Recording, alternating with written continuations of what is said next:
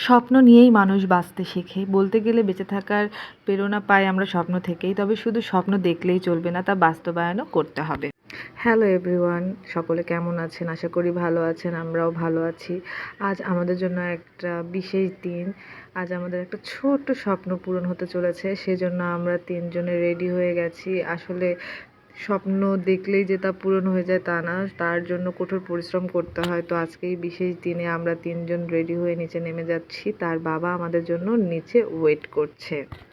ছোট ছোট স্বপ্নগুলোই কখনো কখনো আমাদের জীবনে খুশির কারণ হয়ে দাঁড়ায়। এই ছোট্ট স্বপ্নটা শুধু আমার একার না, আমাদের। তার বাবাও এই স্বপ্নটা দেখেছে আমার বিয়ের পর থেকে।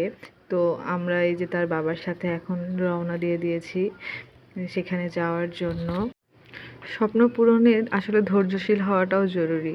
কারণ ধৈর্য ধারণ না করলে আর পরিশ্রম না করলে আমরা আমাদের স্বপ্ন সঠিকভাবে পূরণ করতে পারবো না, সফলতাও পাবো না। সেজন্য আমরা এতদিন ধরে ধৈর্য ধারণ করেছিলাম আজকের এই দিনটির জন্য। আমরা এত খুশি যে আমাদের মুখ থেকে হাসি সরছে না।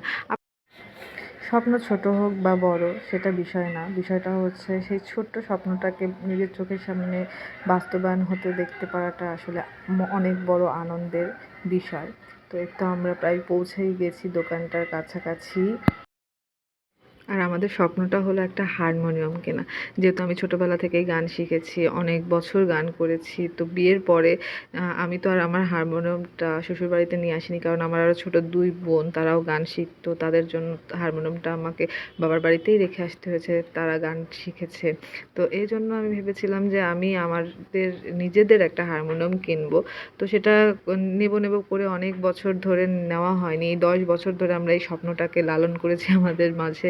তো সেটা আজ পূর্ণতা পেয়েছে, এই কারণে আমরা অনেক খুশি। আর আমাদের মেয়েও যেহেতু গান শিখছে, তার জন্য তো হারমোনিয়াম আমাদের নেওয়াই লাগতো। সেজন্যই আজকে আমাদের এই স্বপ্নটা তার মাধ্যমে পূরণ হয়ে গেল যে সে গান শিখছে বিধায় আমাদের হারমোনিয়ামটা নেওয়া হলো। না হলে হয়তোবা আরও দেরি হতো নিতে।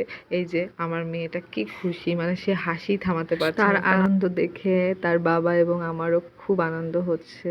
আসলে বাচ্চা-কাচ্চার মুখে হাসি ফোটাতে পারলে বাবা-মার অন্যরকম একটা ভালো লাগা কাজ করে।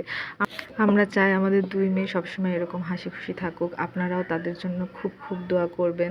তারা যেন এরকম হাসি খুশি থাকতে পারে। আর আমরাও যেন তাদের স্বপ্নগুলো আস্তে আস্তে করে পূরণ করতে পারি। আমাদের স্বপ্নগুলোও পূরণ করতে পারি। আসলে আমাদের বেশি বড় বড় স্বপ্ন নাই। সবই ছোট ছোট স্বপ্ন। সেই ছোট ছোট স্বপ্নগুলোকেই আমরা পরে বড়তে বাস্তবায়ন করতে চাই। তো দেখি কতদূর আমরা আমাদের স্বপ্নগুলো পূরণ করতে পারি। একটা স্বপ্ন কেবল পূরণ করলাম।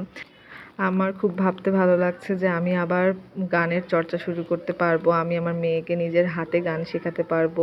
তো আপনাদের আমাদের এই ব্লগটি কেমন লাগলো জানাবেন, আর আমাদের জন্য অনেক অনেক দোয়া করবেন।